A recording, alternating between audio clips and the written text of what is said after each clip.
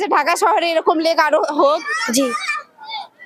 তাহলে এই যে লেকের পানিটা, এই পানিটা কি আসলে পরিষ্কার না অপরিষ্কার তোমার কি মনে হয়? পরিষ্কারই। এটা এখানে গোসল করা নিরাপদ মনে হয় তোমার? জি।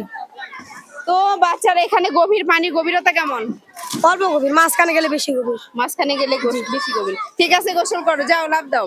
তো এখানে দেখছো অন্যদিকে তাকাও কেন? ও সুন্দর করে হাত দিছে।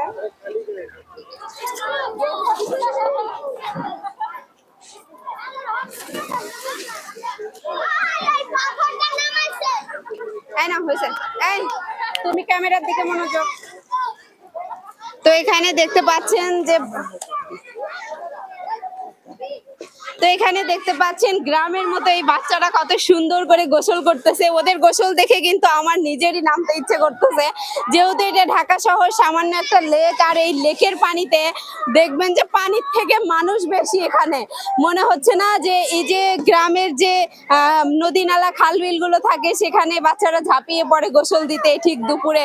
তো এই যে গরমের সময় এই বাচ্চারা দেখতে পাচ্ছেন যে তারা ক্লান্তি দূর করছে, তাদের গরমটা হচ্ছে কমাচ্ছে এই লেকের পানিতে গোসল করে। যদিও এই লেকের পানি একদমই অনিরাপদ, এই লেকের পানি পরিষ্কার না, অপরিচ্ছন্ন পানি, সেই পানিতে তারা গোসল করতেছে। যে আসলে এইরকম লেক আর নাই ওরকম ভাবে। ঢাকা শহরে দেখা যায় যে একটু একটু জায়গায় আছে অল্প একটু পানি, সেখানেই বাচ্চারা নামছে গোসল দিতে। তো আসলে কি বলবো, আমরা যারা গ্রামে বড় হয়েছি তারা জানি আসলে এই যে হচ্ছে নদীতে গোসল করার মজা কতটুকু, কিন্তু এই বাচ্চারা তো জানে না। এটা হচ্ছে কি দিয়ে ঘিয়ের স্বাদ মেটানো, দুধ দিয়ে।